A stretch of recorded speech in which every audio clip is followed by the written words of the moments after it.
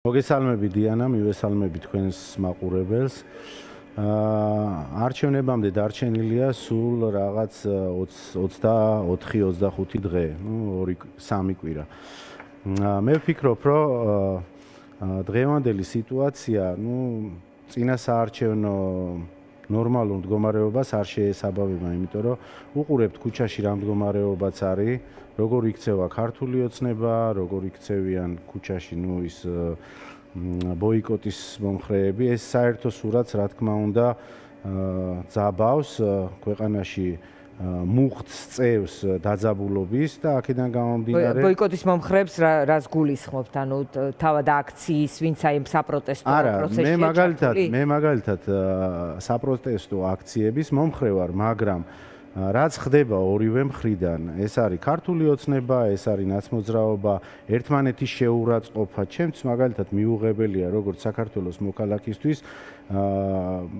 შიდა დაპირისპირება, იმიტომ რომ ამას არ მივყავართ ანუ მაგალითად კალაძის შტაბთან, როდესაც აქცია ჩერდება და შეიძლება აქცია ჩაატარო, კი ბატონო, მაგრამ ერთი მხარეც და მეორე მხარეც ისეთ შეურაცხყოფებს აყენებენ ერთმანეთს, რომ თითქოს არჩევნების შემდეგ დაიფარებენ ქუდს და წავლენ და არასდროს არ შეხვდებიან ერთმანეთს. ეს ხო ორივე მხარე საქართველოს მოქალაქეები არიან. ერთმანეთის პატივისცემა ხო უნდა არსებობდეს, ჩვენ ხო ამ ქვეყნის კეთილდღეობისთვის გვინდა ეს ყველაფერი, არჩევნებიც, მომავალი ჩვენი შვილებისთვის და შვილიშვილებისთვის, ხო? ეხლა თუ სამოქალაქო ომში გადაიზარდა ეს ყველაფერი, რა თქმა უნდა, ჩვენ 90-იანი წლები გამოვლილი გვაქვს და აქედან გამომდინარე არ გვინდა ისე ვისაუბროთ. მეტი პასუხისმგებლობა, ვის შეუძლია პროცესი არ წაიყვანოს აქეთკენ. ქართულ ოცნებას, რა თქმა უნდა, და პროვოკაციას არ უნდა წამოეგოს ნაცმოძრაობა და ის ხალხი, რომელიც ეხა ამ ეტაპზე ნაცმოძრაობას როცა ახსენებთ, ნაცმოძრაობა თავად, ვთქვათ, ბოიკოტის მონაწილეა კი, მაგრამ ეს აქ ადამიანები, რომლებიც აი ამ აქციებში მონაწილეობენ, ეს არ გულისხმობს, რომ ეს ნაცმოძრაობაა. ესენი არიან, ვთქვათ, სტუდენტები, სხვადასხვა საპროტესტო ჯგუფები, ასე ნაცმოძრაობას ეთანხმებით, მაგრამ მთლიანობაში ბოიკოტის მომხრეები არიან. ბოიკოტის მომხრეებს თქვენ ნაცმოძრაობას ასე ერთ სახელში. ეხა როგორ შეიძლება ეხა, მოდი ლოგიკურად რო ვიმსჯელოთ რა, გქონდეს დიდი ქალაქების მოგების საშუალება, რა თქმა უნდა, ჩვენ გქონდა ამ თემაზე საუბარი, რომ შევთანხმებულიყავით საერთო კანდიდატზე, თქვა თბილისიც მოგვეგო, ბათუმიც მოგვეგო, ქუთაისიც მოგვეგო და სხვა დიდი ქალაქები და მაინც და მაინც ირჩევ ბოიკოტს და ამ ბოიკოტს არავინ არ გიშლის და მე მაგალითად პატივს ვცემ ყველა პარტიის და ყველა პიროვნების, ყველა ადამიანის გადაწყვეტილებას, მაგრამ ის რომ დადიხარ შენ და მოსახლეობაში აგიტაცია, პროპაგანდას ატარებ, რომ არჩევნებზე არ მიხვიდეთ. სადმე ატარებენ ასე დადიან, კი დაანონსეს, მაგრამ სადმე ყველა მაგათი ტელევიზიაში გამოსვლა და ყველა მაგათი ქუჩაში შეხვედრა და დაკავშირებულია მაგასთან, რასაც მე არ მივესალმები, იმიტომ რომ ბოიკოტში ხარ, იყავი ბოიკოტში. ჩვენ ვფიქრობთ, რომ აუცილებლად უნდა მივიღოთ მონაწილეობა არჩევნებში. ეს არ არის არც ქართული ოცნების გადაწყვეტილება, არც ჩვენი გადაწყვეტილება, ეს არის კონსტიტუციით მონიჭებული უფლება და ნორმალური ქვეყანა არჩევნების გასაგებია, რომ 24 წელს გაგვიყალბეს არჩევნები. 24 წლის შემდეგ ძალიან ცუდად მოიქცნენ, გაცილებით ცუდად, ვიდრე მანამდე იქცეოდნენ და მე ვფიქრობ, რომ მაგიტომაც არ აღიარეს ქართული ოცნება როგორც გამარჯვებული პარტია, არც ევროპამ და არც ერთმა საერთაშორისო ორგანიზაციებმა და დღეს არის ის მოცემულობა, რაც არის. იმ შემთხვევაში თუ ხდებათ ეს ნიჰილიზმი საარჩევნო პროცესისადმი აი შეხვედრების დროს. იცით რა არის? ხალხს დაუბრუნდა რაღაც პერიოდის წინ იმის იმედი, რომ არჩევნებით უნდა შეიცვალოს და არჩევნებით უნდა მოხდეს საქართველოში ხელისუფლების ცვლილება. აი ამის დემონიზება ხდება იქიდან გამომდინარე, რომ არჩევნებს იძახიან, რომ აზრი არ აქვს. არჩევნებს აზრი აქვს. არჩევნებსაც აქვს აზრი, პროტესტსაც აზრი აქვს, ოღონდ ეს ყველაფერი როცა თქვენ ამბობთ, რომ 24 გაგვიყალბეს და რაღაც სხვა შედეგი ქონდა და თან ამბობთ, რომ არჩევნებს აზრი აქვს, ეს რას ეფუძნება? ეს ნიშნავს, რომ ესე იგი მთლად ისე იქ არ მომხდარა და თქვათ ან რომელია მართალი? ყველავ თანხმდებით დიანა, რომ არჩევნები გაყალბდა და ძალიან ცუდ პირობებში ჩაატარეს, ძალიან დაძაბულ მდგომარეობაში და შემდეგ რაც მოიმოქმედეს არჩევნების შემდეგ ეს კიდე მთლად უარესი. მაგრამ ეს ერთხელ ჩატარებული, გაყალბებული ის არჩევნები არავინ არ უღიარა, ხო? მეორედ ჩატარებულ არჩევნებს რო კიდე არავინ არ უღიარებს და მოუწევთ კიდევ გაყალბება, ну, ამას ახსნა ხო ჭირდება, რა ელემენტარულად ჩვენ მივდივართ პოლიტიკური გზით და არა დამხობის გზით. მაგალითად მოუწოდებენ მეგობრები, რომ იცით რა 4-ში ჩვენ დავამხობთ, მაგრამ როგორ დავამხობთ? მშვიდობიანად დამხობა მე არ გამიგია და არც არანაირი სურვილი არ მაქვს, რომ დამხობის პროცესში მივიღო მონაწილეობა. თუ ვინმეს არ ახსოვს მაგ პარტიებიდან 90-იან წლებში რაც ხდებოდა, მე ძალიან კარგად მახსოვს, თაობა შეეწირა და თბილისი იყო განადგურებული და თაობები გაიზარდა ისეთ მდგომარეობაში, რომ დენი ჩვენ არ ქონდა, წყალი ჩვენ არ ქონდა, გაზი ჩვენ არ ქონდა და არც თავისუფლება არ ქონდა, მინდა გითხრათ რა. იქიდან გამომდინარე, რომ მაინც ერეოდა და კარგად ერეოდა მეზობელი ქვეყნები, რომლებიც დაინტერესებულები არიან საქართველოში იყოს მუდმივად დაძაბულობა. ეს შიდა დაპირისპირება თუ ვინმეს აწყობს, ეს აწყობს ეგრეთ წოდებულ სპეცსამსახურებს, KGB-ს, მოდი ესე რომ ვთქვათ რა, იმიტომ რომ 90-იან წლებში ესე დაიწყო სამოქალაქო დაპირისპირება, გაყვეს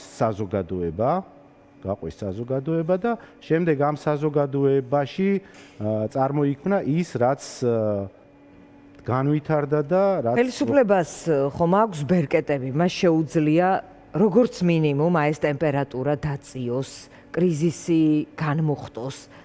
იქ პატიმრების თემა, ხელახალი არჩევნების თემა და ასე შემდეგ. ანუ მას ხელი წიფება, ნაკლებად იყოს ასე პოლარიზებული ეს ქვეყანა, არა?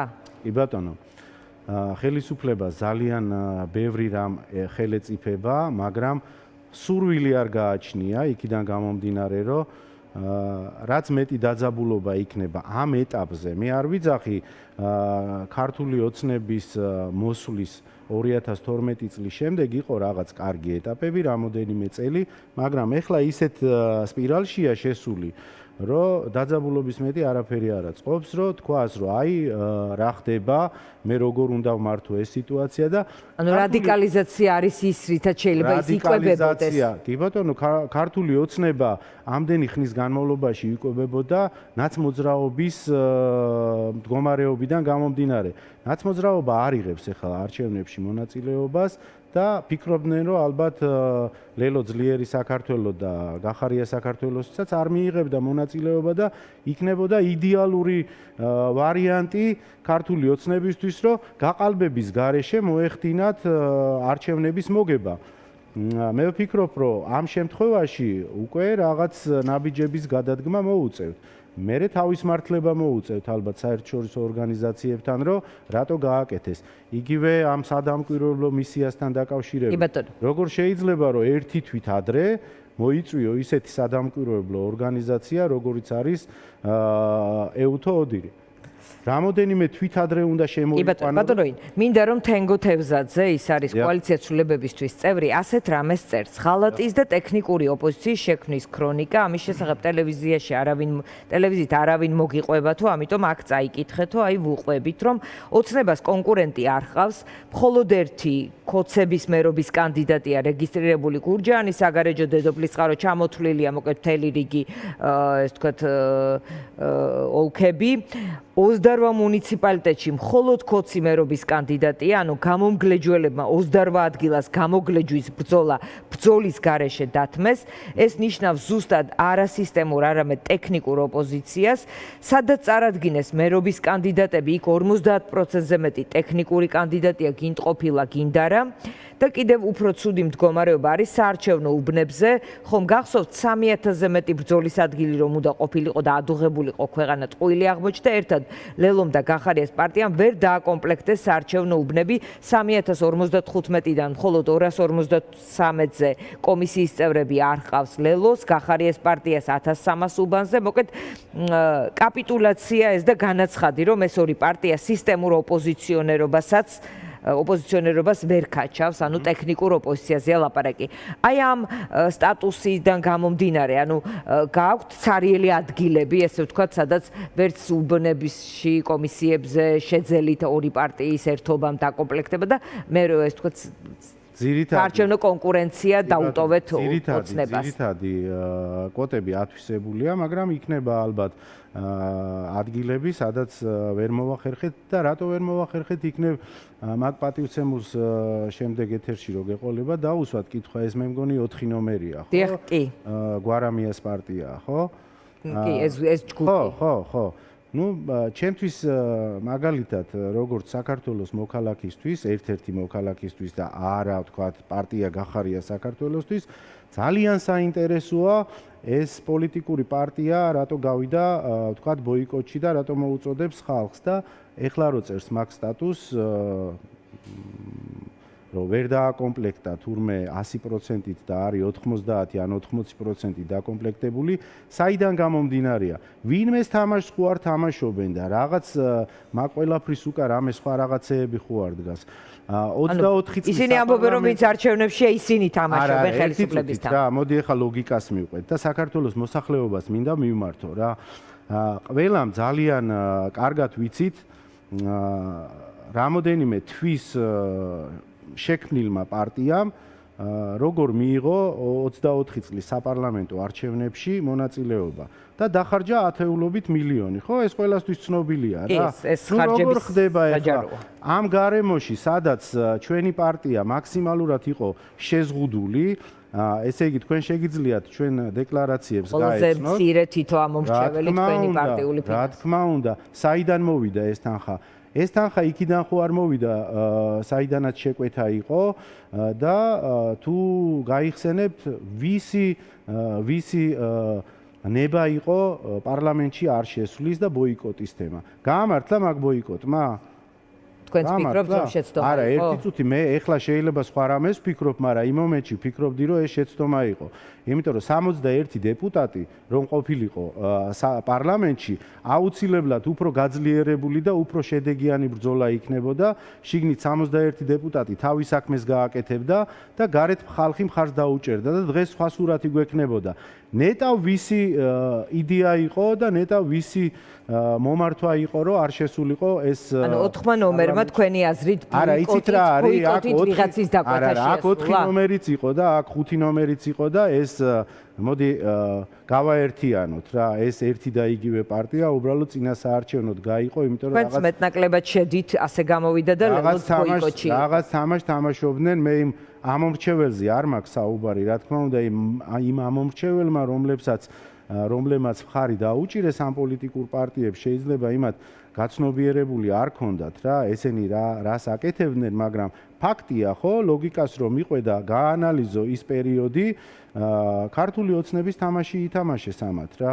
იმიტომ რომ ეს ფული ჯერ ერთი საიდან მოვიდა და ნუ ეხა ესეთ მდგომარეობაში, სადაც პარტიები ვერ იღებენ დაფინანსებას, შენ რამოდენიმე თვის შექმნილ პარტიას რამოდენიმე ათეული მილიონი შემოგწიროს და ამის რეალიზაცია გააკეთო და არჩევნებში ჩაერთო ესე ამ დონით და 61 დეპუტატიდან შემდეგ რომ მოუწოდებ რომ არც ერთი არ შევიდეს, ჩვენ თვლით რომ უჯერებდით მე გვარამიას ან 4 ნომერს. არა, ჩვენ ვიძახოდით რომ ჯობია შევიდეთ, მაგრამ ну, იქიდან გამომდინარე, რომ რაღაც თეთრი ყვავებივით არ ყოფილიყავით. 4 ნომერი იყო ფორვარდი, ასე ვთქვათ, ამ ბოიკოტის. ამ ეტაპზე ასე გაგვეკეთებინა, მაგრამ დღეს ხო შეგვიძლია ჩვენ გადავხედოთ იმ წარსულს და ნახეთ შეცდომები თუ არ შეცდომებზე თუ არ ვისწავლეთ, სხვანაირად არ გამოვა, იმიტომ რომ ის 61 დეპუტატი